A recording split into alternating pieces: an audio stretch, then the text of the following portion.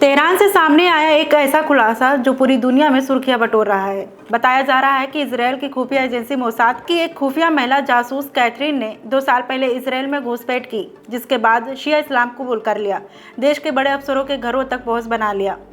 फ्रांसीसी मुल्क की ये महिला अपने हुस्न, चतुराई और शातिर प्लानिंग से ईरान के सुरक्षा एजेंसियों की नींद उड़ा दी। ईरान में तबाही के पीछे उसी का हाथ माना जा रहा है। अब आपको बताते हैं कि कैथरीन ने कैसे एंट्री की। कैथरीन ने पहले खुद को एक धार्मिक जिज्ञासु बताया, फिर शिया धर्म अपनाकर ईरानी अधिकारियों की पत्नियों से मेलजोल बढ़ाया। धीरे धीरे वो अफसरों के घरों में भरोसे की मेहमान बन गई। उसने रिश्तों में इस कदर सेंध लगाई कि कई अफसरों के बेडरूम तक पहुंच गई। जहां सुरक्षा एजेंसियां मोबाइल तक चेक करती है, वहां कैथरीन के हाथ में घरों की तस्वीरें और ठिकानों की जानकारी थी, जो वो सीधे मोसाद तक भेज रही थी। ईरान और इजरायल के बीच बढ़ते तनाव को देखते हुए जब ईरान के कई बड़े अधिकारी अपने ठिकाने बदलने लगे तो उन्हें भरोसा था कि अब वो सुरक्षित हैं। लेकिन हर हमला सटीक था, जैसे किसी ने मैपिंग कर रखी हो। अब जब ईरानी जांच खुफिया एजेंसियों ने जांच शुरू की तो धीरे धीरे राज खुलने लगे।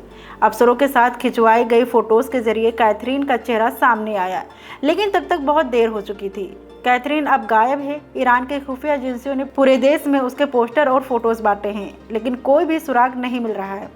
कुछ रिपोर्ट्स के मुताबिक अब वो किसी और देश में किसी और पहचान में हो सकती हैं, लेकिन फिलहाल वो इजराइल की सबसे चर्चित ऑपरेशन में से एक बन चुकी हैं।